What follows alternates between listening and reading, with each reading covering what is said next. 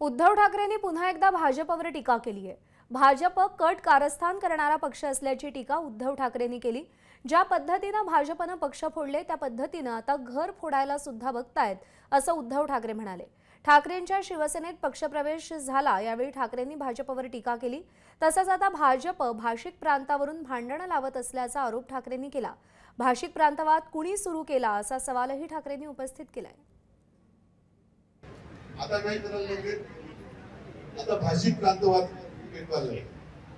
एक काल परवाकडे दुर्दैवी घटना घडली ती घडायला नको होती। भाषेवर कोणाचे खूप करा, कोणाला मारा अशी आपली मागणी नाही, पण कोणी कोणत्याही भाषेने कोणत्याही भाषेवरती अत्याचार करू नये। हा भाषिक प्रांतवाद सुरू झाला कुठून? एबीपी माझा, उघडा डोळे बघा नीट।